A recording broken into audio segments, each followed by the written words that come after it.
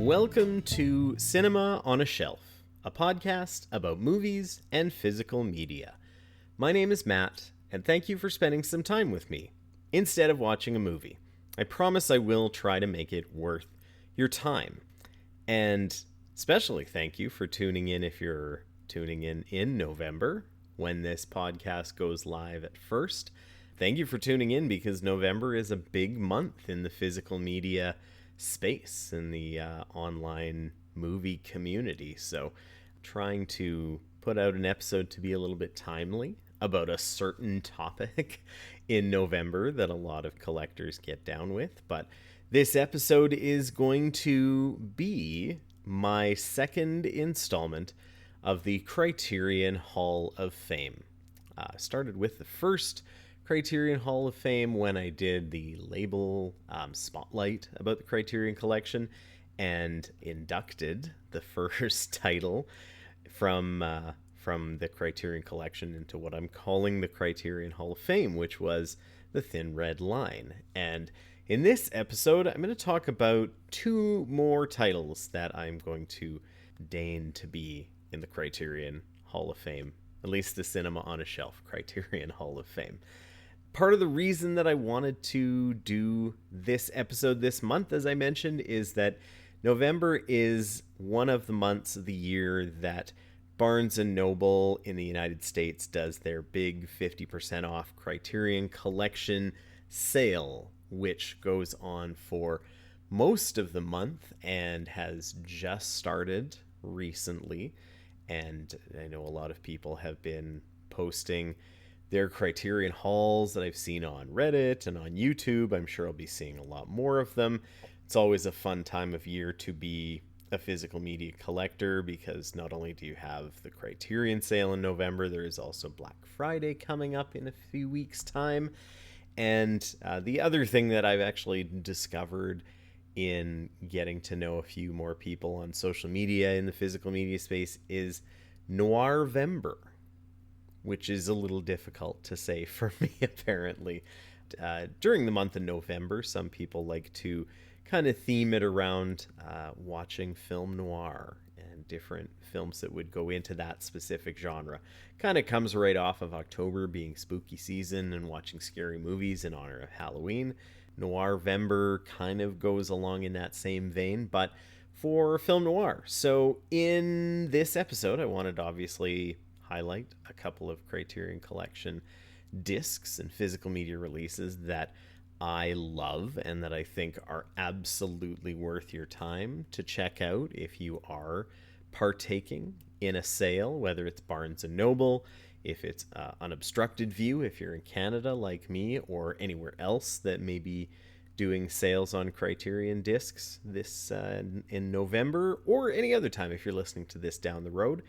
These are two that I really love and I think deserve a lot of praise. They're both discs that I think are pretty well regarded films, but one has recently gotten a bit of an upgrade, so it may still be on the minds of some collectors from a few years ago when the upgrade happened. And the other one hasn't received an upgrade since it came out, so good to sort of remind everyone of some of these great releases that maybe aren't the newest of the new, but still absolutely worth checking out.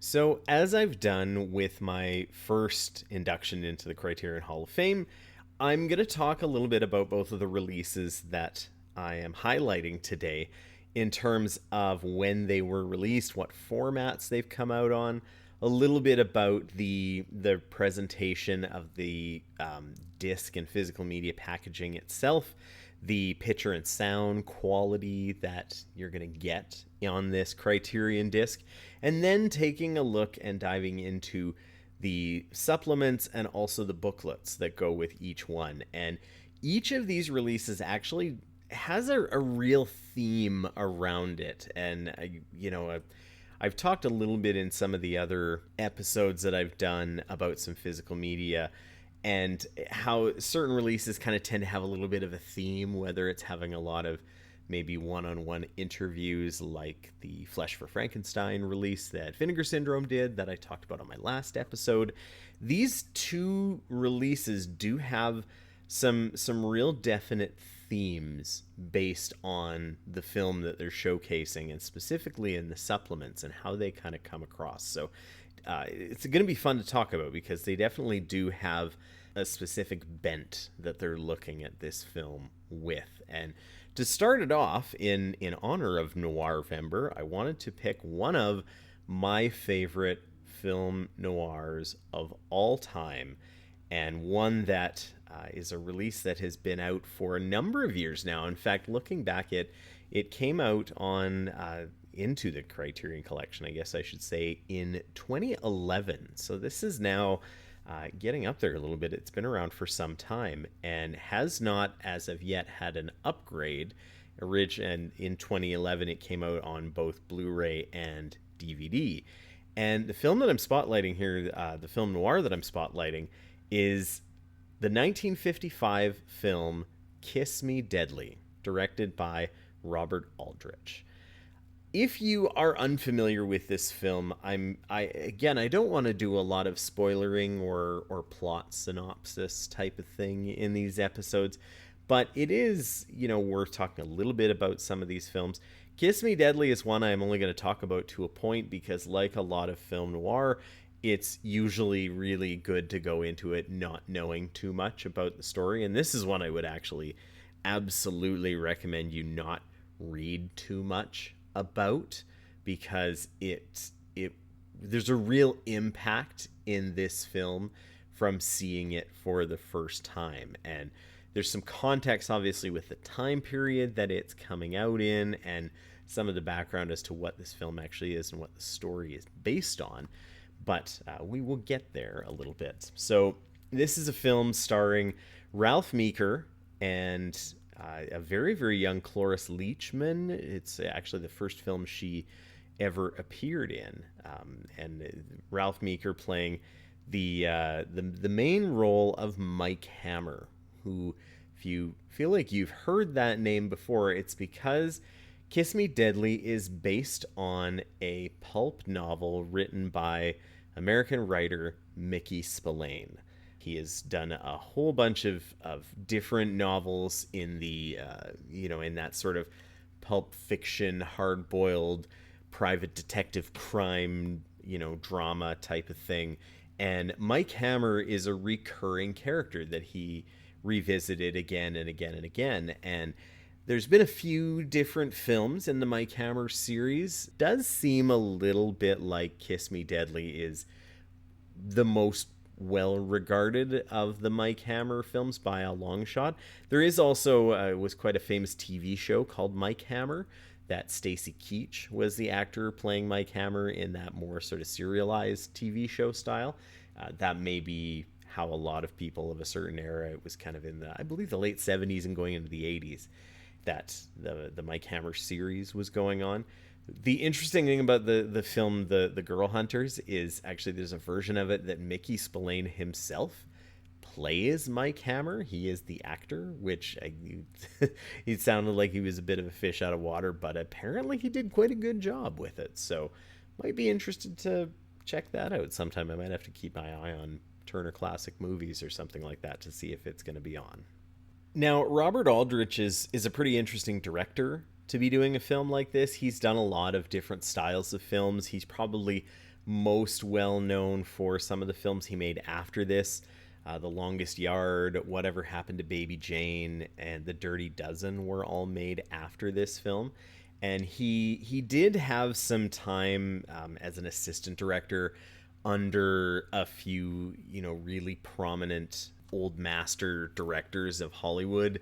In the booklet that comes with this Criterion release, it talks about him working under William Wellman, also working under a couple of different European directors that had come to Hollywood. So he did have a pedigree in learning from some of the greats, and he was able to really kind of bring a lot of those lessons that he learned into films like this. And with this film specifically, it really makes it a very interesting take on this sort of hard-boiled pulp fiction Mickey Spillane style character and story.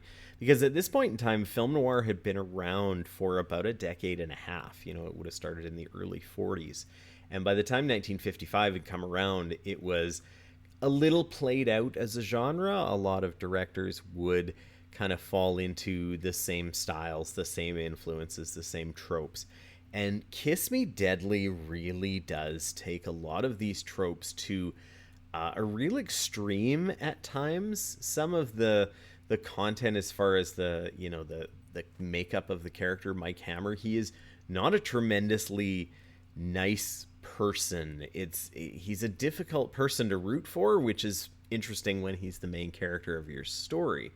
And there's a lot of things about the violence that's used and the way it's shown and depicted. It kind of makes it very horrific in some ways, and a lot of the horrific stuff is because you don't actually necessarily see some of these horrors on screen, but you see a reaction or maybe seeing kind of an aftermath of what's going on. So it is really, really quite impactful. And there's a lot of decisions that Robert Aldrich took, and even the screenwriter A.I. Bazaridis, both took the story in some really interesting ways. Even there's a very famous title sequence at the beginning of this film where the titles are actually running from top to bottom as the camera is mounted to a car. So it's almost like you're seeing it as if it were road signs going by, or like painted messages on the road. So it looks sort of upside down. So like the title comes up as Deadly Kiss Me. It's very, very kind of jarring and unique and a bit confusing, and actually fits a lot of the motifs of this film in being in various states of confusion and trying to search for a meaning when there maybe isn't anything, and just seeing things a little upside down. It's a really wonderful film. The acting performances are pretty spot on from so many people, including a lot of the character actors. This is a very also a film noir that does take a very interesting, in some ways, feminist approach to its female characters. They even though Mike Hammer does tend to treat them a little bit like other film noir characters would, they give it right back to him just as much as he can dish it out, and kind of wound him a little bit and are very judgmental, and he just sort of takes it on the chin and knows he's not a great person. It's Kiss Me Deadly is wonderful, and that's kind of all I really want to say about the story of it. If you love film noir and you have not seen Kiss Me Deadly, definitely worth checking out, even just on that merit. If you have the Criterion channel and it's on there, I don't know where it's streaming at this point in time. If you catch it on Turner Classic Movies, it's wonderful. It really is. And this Criterion Collection edition is incredibly solid, especially for being one that has come out now 14 years ago from the time that I'm recording this episode. Wow. The picture, being a black and white film noir done of that certain era in the 50s, the transfer and the real darks of the blacks and the shadows and things, even though this isn't maybe quite the most shadowy film noir in the world, the picture does look really nice, very filmic, very much of that time. Doesn't feel out of place with any kind of digital upgrading or anything like that. It really does look like a film from this period, and uses the shadows and light that Aldrich plays with, and that everybody in the technical departments was working with. It does look very, very good, and sounds very good. Sound is a very interesting aspect of this film. There's some sound amplification in some spots. There's some very unique sound design and mixing,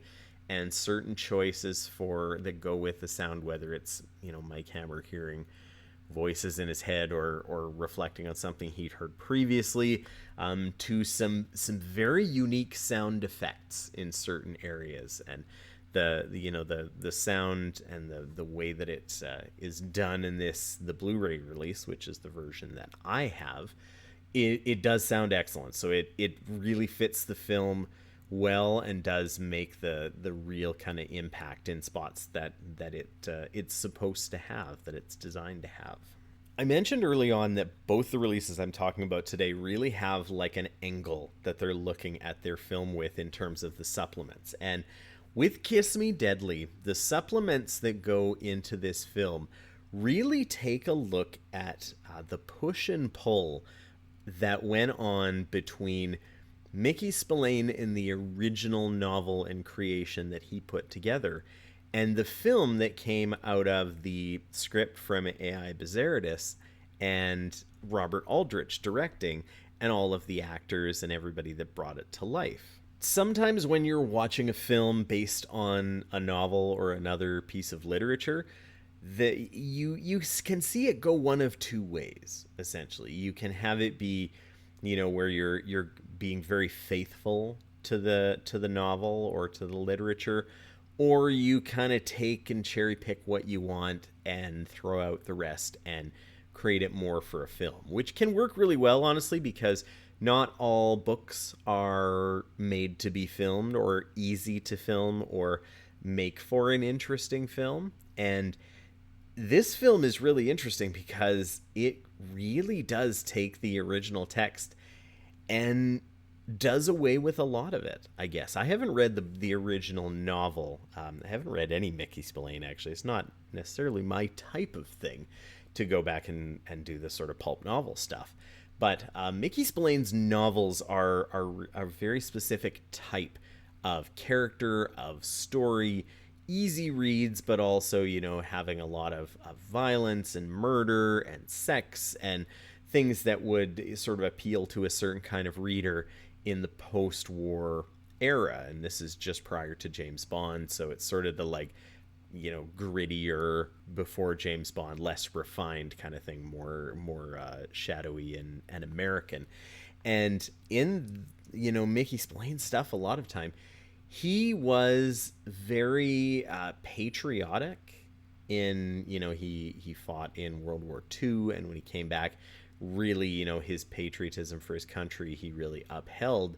And a lot of his private detectives in his novels were very, very prejudiced against communists and came at it from that bent that, they would give the shirt off their back to save someone, save a friend, save a woman or a love interest, unless they were a communist, and then he would shoot them in the back as soon as he could. That's sort of that was his approach to his characters a lot of the time. And Mike Hammer, as a character, was very much that. In the film, it is completely not done that way. Mike Hammer is a real mean SOB in the film in a lot of ways, but also is a little kind of childish and kind of adrift and only in it for himself. He's really doesn't have the anti-communist bent or the patriotic bent that I think Mickey Spillane would have written him as. And instead, Bazaridis and Aldrich really took the opposite approach. And Bazaridis is an immigrant, a Greek immigrant that came over to America and had been, writing a lot of screenplays and had quite a lengthy career. But he kind of took this novel and said, well, I don't like this. I'm going to write this a completely different way. And in some of the supplements, he actually says that. So the sort of slant of these supplements is really Mickey Spillane and the film, and the push and pull as to neither, Mickey Spillane really didn't like the film version, and Aldrich and Bazaridis really didn't like the novel, but they made it and changed it, and they really liked what they did. It very much reminded me of a film like The Shining, where Stanley Kubrick took Stephen King's novel and kept some of it and really changed some of it, and Stephen King was not a fan, even I think still to this day is not a fan. So it reminded me a lot of that, of this kind of push and pull. So as part of that slant, it starts with having a really nice audio commentary track from two authors, film noir specialists, Alain Silver and James Orsini. They are actually doing the commentary together. It was recorded together, you can tell, because they go back and forth. in the same room. And because they are both kind of genre experts, they talk about its place in the genre. They also talk about some of these behind the scenes and the working and the adaptation of Spillane's novel that I've been mentioning as well. They have quite a bit of knowledge with that. They also have quite a bit of knowledge of kind of the Mike Hammer oeuvre of other films and TV shows. So they put it in a little bit of that sort of context. And also the context of it being, they sort of call it, I don't know if it's jokingly or just as a way of kind of marking it as one of the last true quote unquote film noirs. And it's, even though film noir does still exist to this day in various forms. In fact, Criterion did just put out Guillermo del Toro's Nightmare Alley, which is based on an older film that is very film noir indebted. But, this is one of those kind of last ones of what was a dying genre at that point in time. And it really goes out with a bang and really takes the genre in an entirely new direction and manages to still shock and still, be violent and over the top and really in your face in a lot of ways that make it really, really interesting. It also has, speaking of really interesting, has a very unique 7 or 8 minute video tribute from another film director, Alex Cox, who also is a director that has a couple of films in the Criterion collection with Sid and Nancy and Walker. He may have some more in there. Those are the two that off the top of my head I can remember. Alex Cox is a UK director that loves this film, loves the chances that it took and the unique kind of dizzy and confusing quality of it. And the film video tribute he does here is kind of it's a bit odd. It's a bit off the cuff. It's a bit like Alex Cox himself, to be honest with you. And, it jumps around a little bit and is a little like I don't really know exactly what it would be. It feels almost like I don't know. He reminds me of Nardwuar in some ways of it's almost a weird person giving an interview with someone, but still bringing up a lot of good points. If you don't know who Nardwuar is, this is going to be lost on you, I guess. But it's kind of a quirky little inclusion here, and obviously with Criterion having a relationship with Alex Cox of putting out some of his films, this was probably something that he just said, hey, if you're ever doing Kiss Me Deadly or want somebody to talk about it, come on over and we'll shoot a little short movie about it. So that it was kind of a nifty little inclusion. I like seeing something like this where it's not like vital to understanding the film or getting into the weeds with it, but it's just like it's one film nerd nerding out over a film that they love. And I mean, that's what this podcast is for, nerding out over these things. So it's probably why I like it. There is also a documentary excerpt, a shorter sort of snippet from a longer documentary called The Long Haul of A.I. Bizarridus, who, as I mentioned, is the screenwriter. It takes any of the parts from that longer documentary that do talk about Kiss Me Deadly specifically, and they do intercut these parts actually with some interviews with Mickey Spillane as well. So it does, again, show the push and pull of the original author versus the screenwriter in that case. Bizarridus seems like a really interesting person. I could probably listen to a much longer interview from him. He seems like he seems like an interesting guy. I might actually go back and try to find this documentary wherever it exists out there in the world. But it's again nice, a small inclusion that kind of goes with this whole slant that does get a little bit more elaborated on the other longer documentary in this disc, which is called Mike Hammer's Mickey Spillane, which is a flip of Mickey Spillane's Mike Hammer. And this is a little more looking at like how Mike Hammer kind of defines Mickey Spillane in a way, and how Spillane came to the point where he was writing Mike Hammer stories, and what the character of Mike Hammer kind of reflects about the author himself.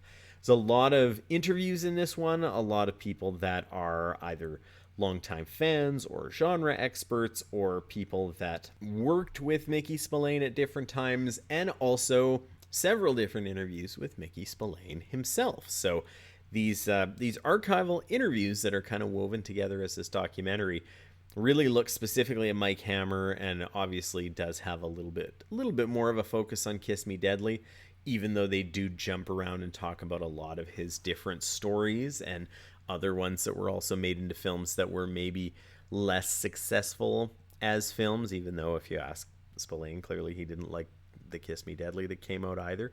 But does talk a little bit about his history with that, a little bit of how he became a writer, how he approaches writing. He has a very unique way of approaching writing. He doesn't necessarily consider being an author as any kind of quote unquote high art, which does, I guess, make some sense as to the type of stories that he was crafting.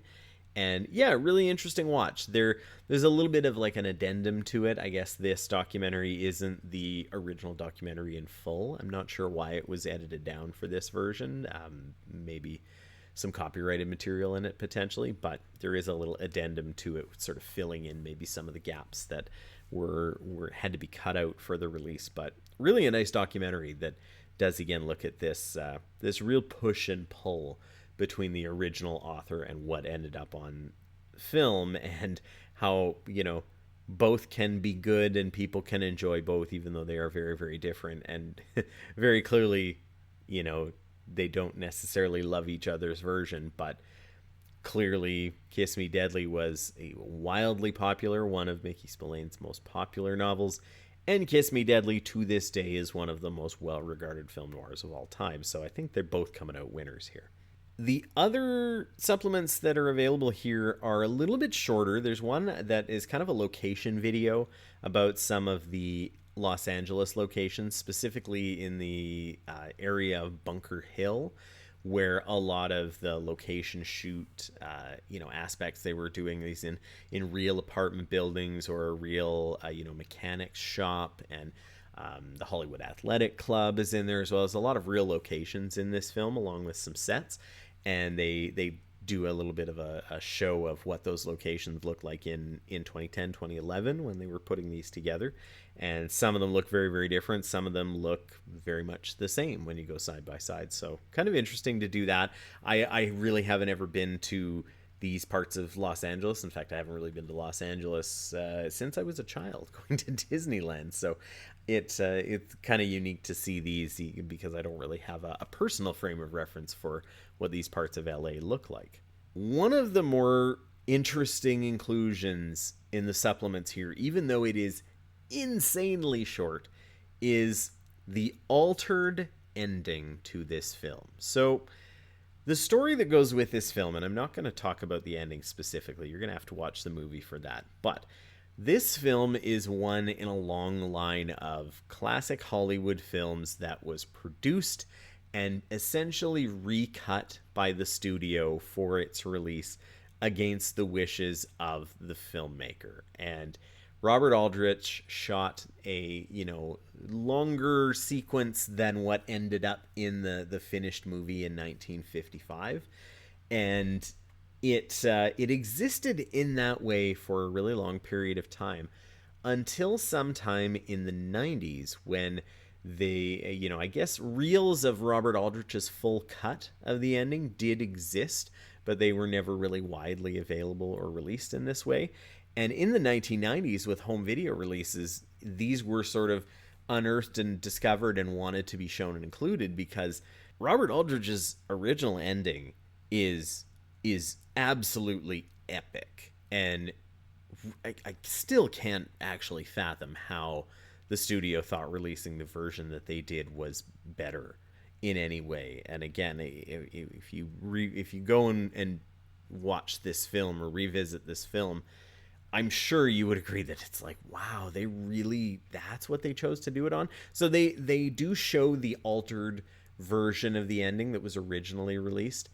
In the film itself that's presented on the Criterion disc, it does have the full ending intact, so you can compare and contrast. This is very short. Obviously, the altered ending is mostly just cut down. It just sort of cuts a section in the middle of the ending out, and it just sort of ends on a little bit more of a dangling note as far as some certain characters are concerned. So it's not necessarily a long inclusion on this, but it is really interesting because I can't imagine the altered ending being the one the studio would ever have thought. However, as I know, there are lots of conversations between classic Hollywood studio executives and the filmmakers that were making, films that were more challenging or that the studios decided to recut. I could go on and on about all the different films that go with that, but very interesting to see what was deemed by the money people as being better and really was not. So that covers the supplements that are on the disc, but there is also a couple of essays within the booklet that's included with the Blu-ray disc here. There is an essay by film critic J. Hoberman, a very famous film critic, called The Thriller of Tomorrow, which is a little bit of a history. So some of the information that is in it is a little bit of a retread of what's in some of the documentaries on the disc. But there is also, being that this is a film critic, he is looking at this from, a longevity bent, some of the impact of this film. Very interestingly, this film was, kind of received a little bit of mixed reviews in North America. Really didn't get too much of a reaction in somewhere like the UK. And in France, it was an absolute cult hit, especially with the members of the Cahiers de Cinema, which would eventually be a group of men that eventually became filmmakers, mostly men, I should say. So people like Francois Truffaut, Jean-Luc Godard, Claude Chabrol, these people that, started out as French film critics that were sort of looking at film and counterculture and cult films and championing films and filmmakers that maybe were being a little overlooked in their own country. And Kiss Me Deadly was a huge, gigantic hit in France, which in some of the documentary interviews with Mickey Spillane, he brings this up at some point. He said, "Oh, it was huge in France. I didn't get it." They said it was like a cult film. I don't make cult films. It's kind of hilarious how clueless he comes across in some of those bits. But Jay Hoberman does talk about the reception to the film and how, over time the stature of the film really grew and grew and grew, and fit into a lot of the Cold War politics and things that were going on at that time. And because the Cold War did stretch on for so long, some of the underlying themes of the film really do stand out, and people kept discovering this film over the years, and now with obviously a bit of a renewed interest in film noir over the course of its home video releases, that it just continues to grow in stature. So it's a nice essay, not necessarily super comprehensive or have any aha moments about it, but it's a well-written essay for sure. There is also an article from Robert Aldrich himself, which was published in 1955, called "You Can't Hang Up the Meat Hook," which is kind of a fun title. And it's an article that was actually put out to preempt the release of this film, because the film, a lot of the press coming out about it before was quite negative in the amount of violence that was shown, and the MPAA originally, didn't or okay the first script that was given to them, and eventually they did with the second. But the Legion of Decency, which was a big thing at that point in time, were not on board with some of the violent acts, even though in this article Robert Aldrich does say that 60% of the things they're going to complain about are stuff that you don't see on screen, and it's what's in their head. So there's some interesting back and forth in there, but he does sort of bring up the idea of violence in film, in literature, in stories, and having a little bit of some references to some other research about literature and about human experiences, and including violence. There's a big debate at that point, I guess, as to whether or not violence should even be shown or depicted in books and movies and eventually TV shows. And he makes the case to say that violence is a human experience that unfortunately all too many people do deal with, and they're obviously in a period of post World War II right at a time when the Korean War is kind of going on. Eventually, the Vietnam War is going to be happening as well, and in a Cold War period where there is kind of a constant looming threat of violence. So, interesting article to read, sort of a little historical artifact to see him trying to get ahead of some of the negativity that might come out. Doesn't mention too much about the left leaning, more sort of political slant to it.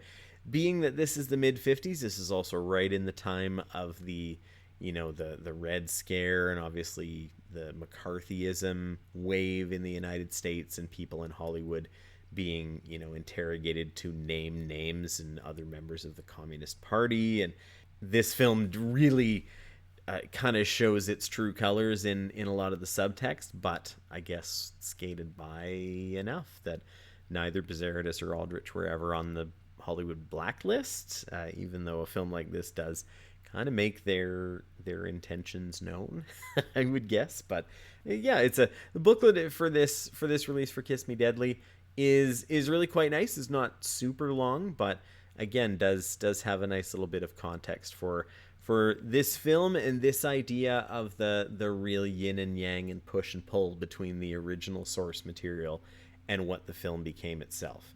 Overall, this is a real favorite of mine. I was happy to be able to revisit it for Noirvember, and if you have not seen Kiss Me Deadly, it absolutely gets some of my highest recommendations. If you love crime films, if you love film noir, it is definitely something that needs to be seen.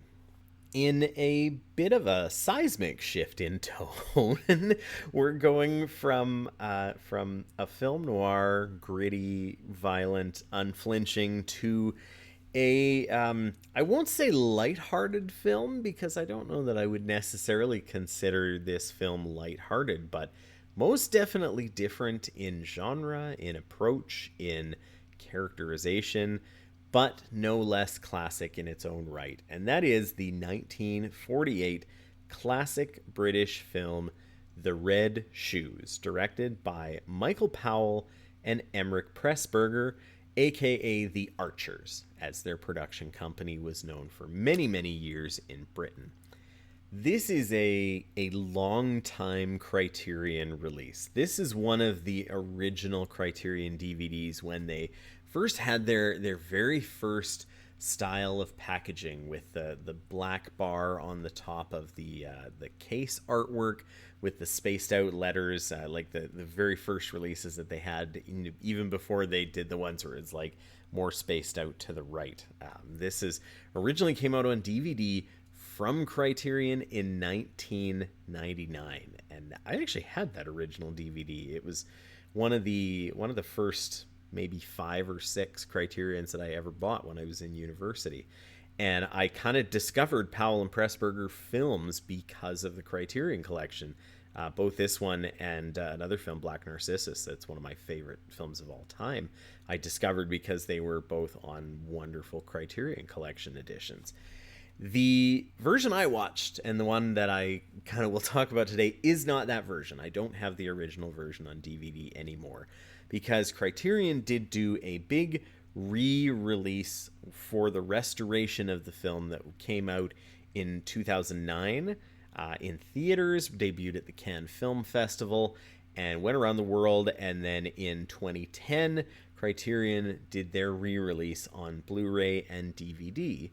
And this is a film that has actually more recently gotten a 4K Ultra HD upgrade in 2021 from Criterion. It is one of the versions that has the 4K disc as well as the Blu-ray disc. I don't have the 4K edition yet. It's an upgrade that I would be very interested in getting, for reasons that we'll get into. And if you've seen the film, you probably will understand as to why a 4K disc for The Red Shoes would be amazing. But the 4K disc does have the film and the audio commentary that's available, and then the Blu-ray version has the film, the commentary, as well as the rest of the supplements. But the version I have is the original Blu-ray from 2010. And I mentioned that it came out at a time when there was a really big restoration project for the Red Shoes, and it really shows in this release. So the Red Shoes as a film is a drama melodramatic musical, question mark. I actually would be interested to have a conversation with somebody about whether this is a true musical or not. This isn't the type of musical where people are breaking out into song, but the entire film is based around a ballet company, and specifically a ballet company that is going to put on the ballet version of Hans Christian Andersen's The Red Shoes. And it is a film in, like I said, in 1948 that is known as one of the most vibrantly colorful and most impactful Technicolor films. So this is a film that was done in the early Technicolor process. So they had those gigantic cameras that I believe the cinematographer Jack Cardiff called the Enchanted Cottage at one point in time. But they would run 3 strips of black and white film that were tuned to be the most sensitive to 3 colors, red, blue, and green. And then in the post-production, after everything was filmed, these 3 strips of film were washed in that color and then essentially superimposed, or like, I don't know if it was melded onto each other. It's some process where they were basically attached to create the Technicolor. So this was when you hear the word Technicolor, this is the early process that in Hollywood movies of this era that probably were mostly popularized by films like The Wizard of Oz moving forward. And they produce these very, very vibrant colors on screen at that point in time. And even to this day, when you see older Technicolor films like The Wizard of Oz, like The Adventures of Robin Hood, and like a lot of the Technicolor films from Michael Powell and Emmerich Pressburger. So this is, I believe, the 4th in a series of several Technicolor films that they did. Previous to this was Black Narcissus and A Matter of Life and Death and The Life and Death of Colonel Blimp. All wonderful films as well, but very, very, very vibrant, colorful films. And as you can imagine, with this one involving a ballet, it really uses not only the vibrancy of the color, but some real artistic license to show off what Technicolor could do. And it is a legendary film. It's one that obviously they did, like I said, a restoration in 2009 and basically did a world tour of it. It was at the Cannes Film Festival to premiere it coming back into the public eye. Like, it's a big deal. This is a very well-regarded film, and it's one that Criterion has had in their stable since they may have even done this in their Laserdisc days, to be honest with you. They've always been big fans of the Archers and putting their films out on physical media in a lot of different forms. So, as you would expect for a really big restoration project that took several years to do, this film and this Blu-ray presentation that I have, even though it is 15 years old, it looks utterly incredible. And from what I understand from some of the online reviews of the 4K upgrade, that also looks absolutely incredible.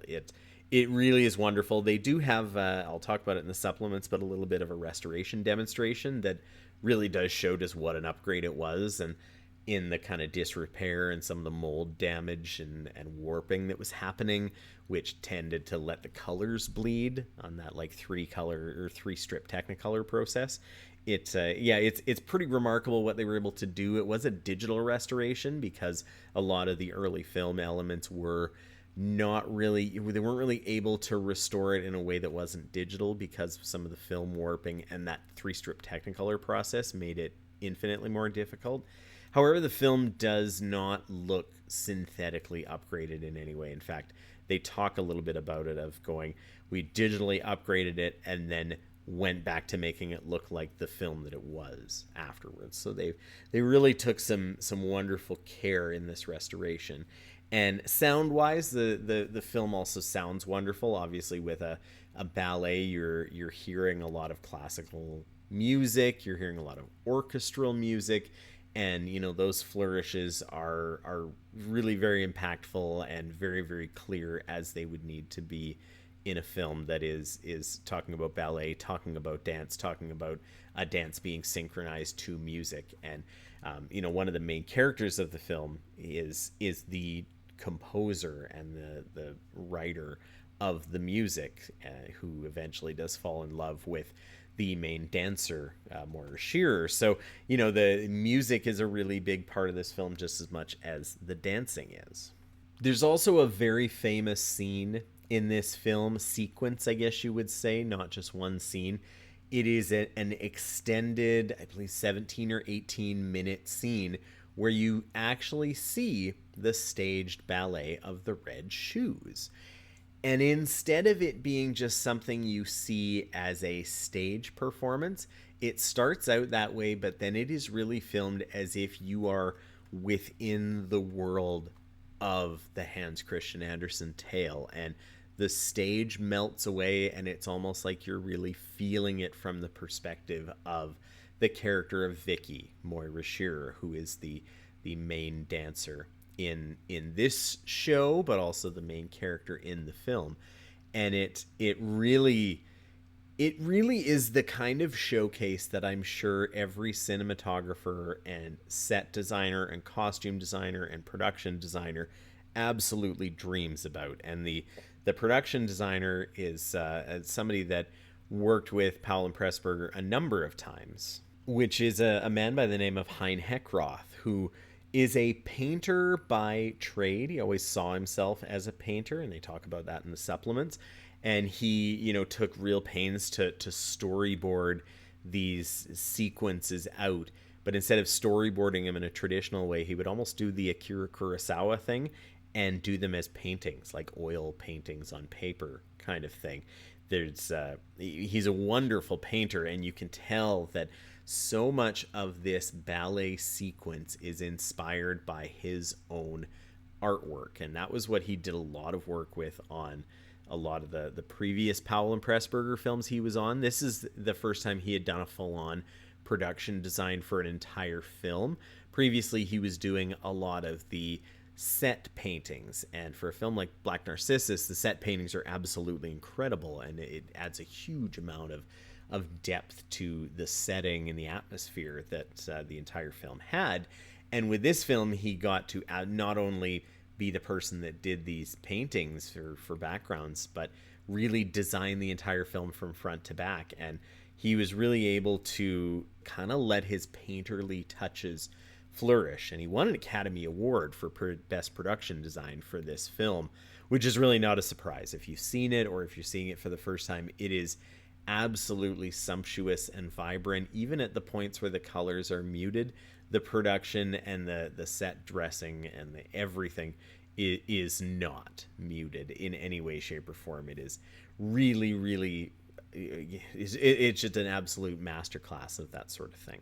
So the slant with this Criterion release that I mentioned before, both of these kind of have their own thing, and you could probably tell a little bit, is really focused on parts of the film, certainly, and some of the supplements that are in this disc are ported over from the original DVD that are a little more focused on the film itself. But there really is a lot of showcase of the restoration efforts of this film, and I think it's probably to do with the fact that, as I mentioned, it is so vibrant and it is so colorful, and the emotions of the film really come through in the visuals, that doing the restoration that they did in this re-release really brought this film absolutely to life once again. You can see in some of the older versions that, yes, there's some disrepair, but it still does really show that it was looking really good anyways, even if it's starting to blur or colors starting to bleed or anything like that. So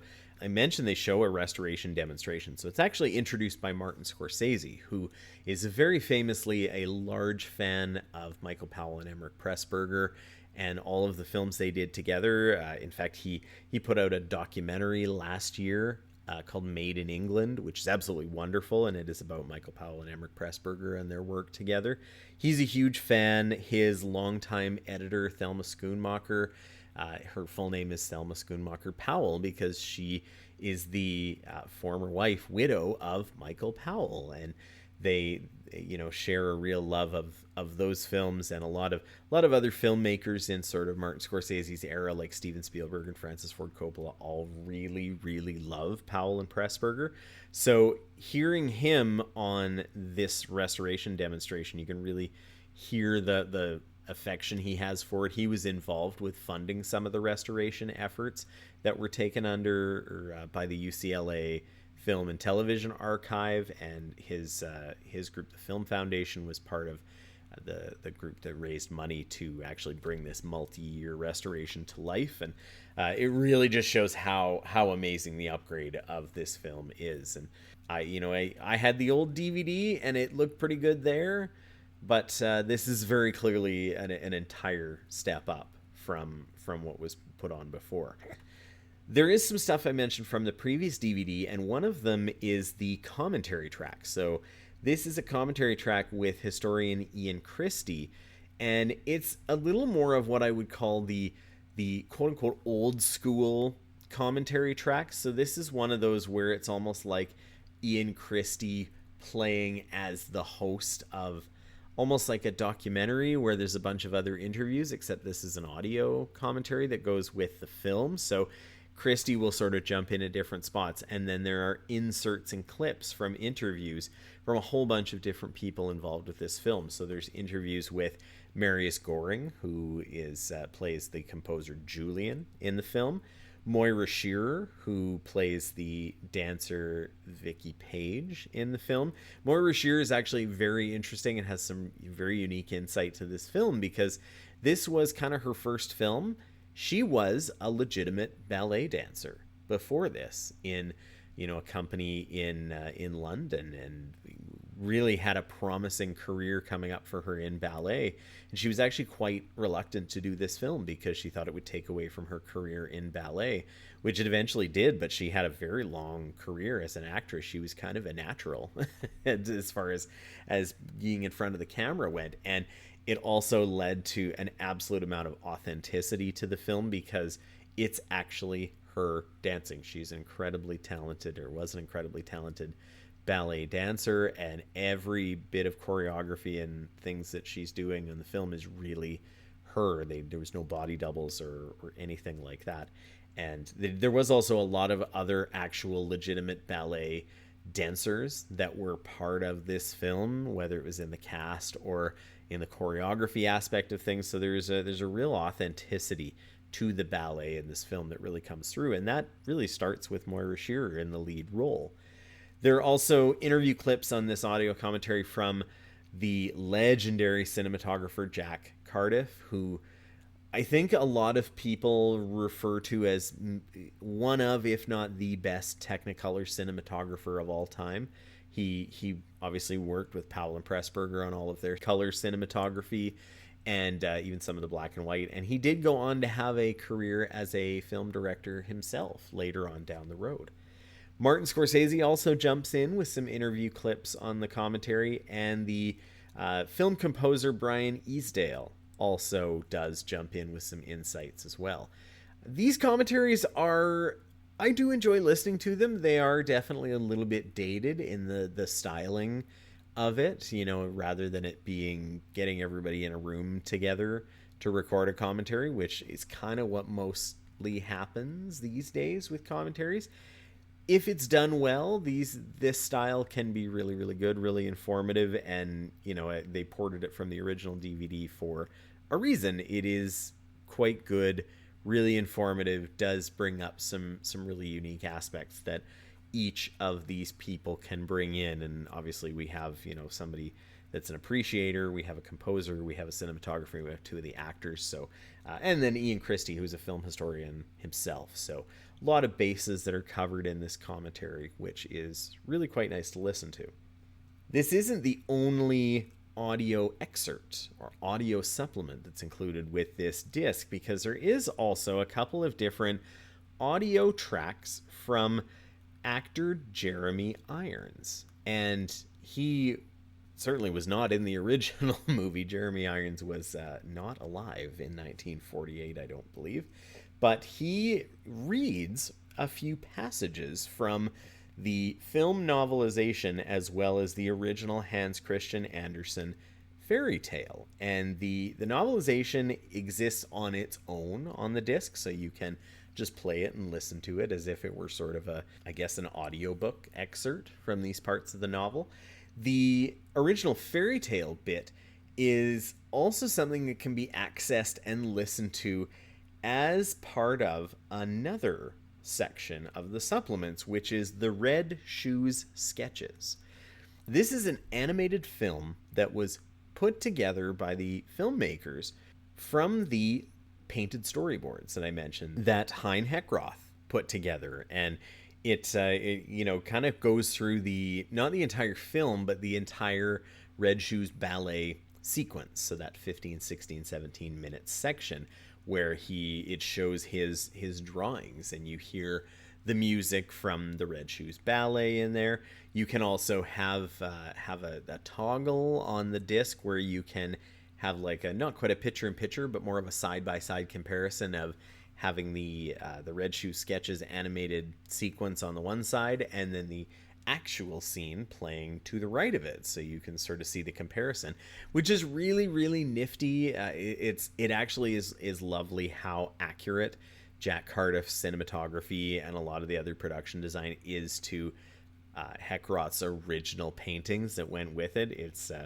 It's really kind of interesting to watch. And this is the section where, with this comparison side by side, you can also watch it with the Jeremy Irons audio of the original Hans Christian Andersen fairy tale. So weaving the tale of the original tale of the Red Shoes into the ballet sequence as it goes. So very involved kind of bit of supplemental features on here, which is again very interesting. You can kind of watch all of them individually as it goes, or layer them on top of each other.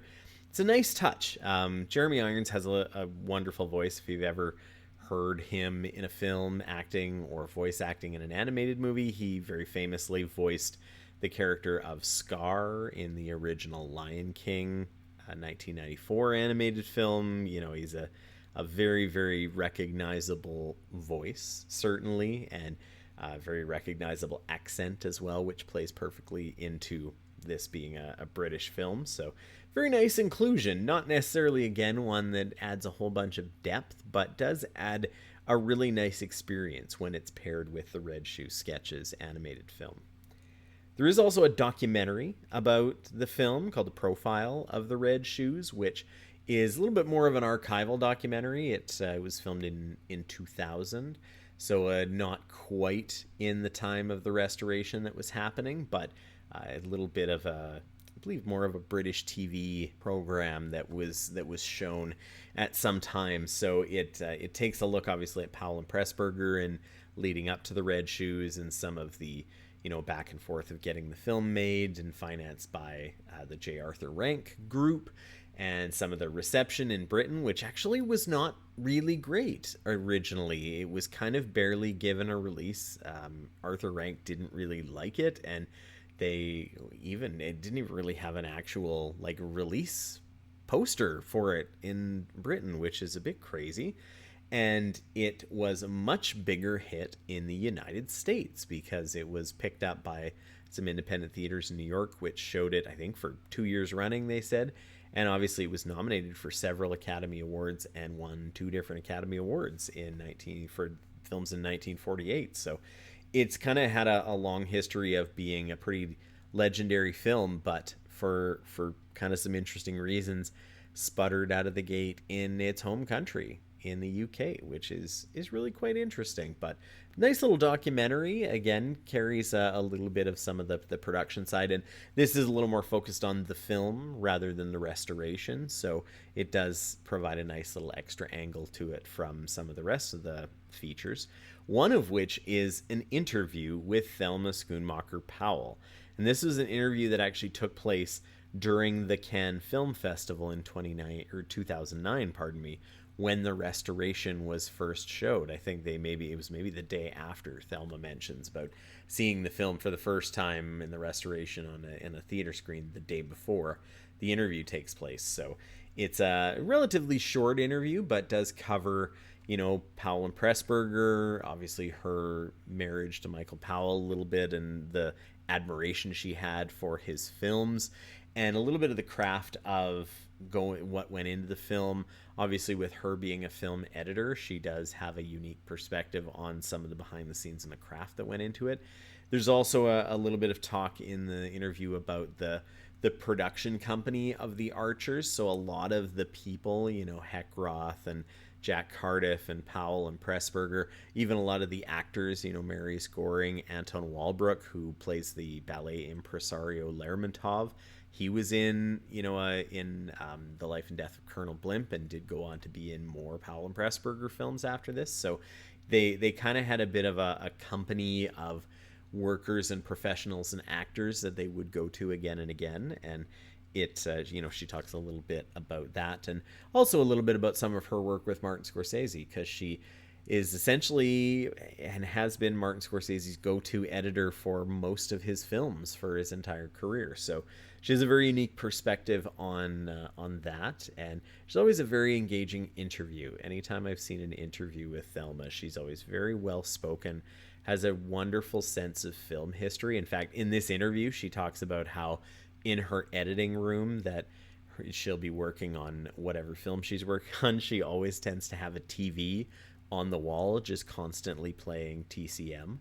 TCM, if you want to sponsor me, I've shouted you out a bunch in this episode today, but she just loves looking at old movies and picking out something from a film she's never seen before, just taking a moment to watch and really appreciate what's going on in that film, whether it's an edit or a piece of cinematography or acting. And her and Marty kind of bonding and discussing things and laughing over old films and learning from it. She's always such an engaging interview, and I thought that was a really fun kind of anecdote that came out of this interview specifically. The other supplements that are on the disc are a little bit more of kind of static visuals. So there are a lot of publicity stills, a whole collection of some of the snapshots that would have been shown in trade magazines and publicity magazines for shooting on location in different parts of London and Paris and Monte Carlo, as well as some of the more kind of glamour shots, I guess, things you would show on like the lobby cards or poster art from different countries. There's actually a whole section as well as this of memorabilia for the film The Red Shoes that is part of Martin Scorsese's personal collection. So some some still shots of some of that, which is again kind of interesting, like a little super fan deep dive with some of those. So nice little inclusion to a relatively stacked disc, and a really nice re-release and restoration of a film. This is when I think of Criterion doing a physical media release that really highlights a restoration effort, this is one of the first ones that I do think of, and it really came out wonderful. And I would be very interested to look at the 4K to really see, the original DVD to the Blu-ray that I have was such a massive leap. It'd be interested to see if the 4K also lives up to that leap, and from what I've read online, it does seem to. Outside of the disc supplements, there is also a booklet that is about a similar size to the booklet for Kiss Me Deadly. It includes 2 essays, the first of which is called Dancing for Your Life by film critic David Ehrenstein. This is a really nice little essay. It is, again, a little bit of some of the same information that is in some of the documentaries about the film, but does talk a little bit about some of the people in the Archers and some of the recurring cast of production characters that were there, and some of the comparisons between the ballet company, the Ballet Lermontov in the film, and some of the real life ballet companies that it was originally modeled after. So this film was originally written by Emmerich Pressburger before he started working with Michael Powell, and it was for Alexander Korda, who is a very famous producer in the UK, who is married to actress Myrna Loy. And this was originally supposed to be a film that she would star in, and even though she wasn't a ballet dancer, but was very much a story about an actual ballet company and an actual dancer in that ballet company. And after they had a bit of a break and the film never got made, so Emmerich Pressburger bought the screenplay and the script that he had worked on from Korda to work on it with Michael Powell. So there are certainly some parallels from real life ballet companies that were brought into this film, and David's essay does really look into a lot of those a little bit deeper than what you would see in some of the on-disc stuff. So that's a really nice aspect of the Dancing for Your Life essay for sure. There's also a really, really short essay is probably the wrong word, but it's a little bit more about the restorative efforts of the film that took place in leading up to 2009. And it is from the preservation officer, Robert Gitt, at the UCLA Film and Television Archive, who is referred to a number of times on the disc and in interviews by Scorsese, by Schoonmaker, about all of the efforts for restoring. This took over 2 years to fully restore, and part of that was because of the 3-strip Technicolor process. They weren't just restoring one film strip, they were restoring 3 and then putting them together. So there was almost, triple the amount of effort as to what would normally go in. So this is quite an undertaking, and a real feather in the cap of the UCLA Film Television Archive.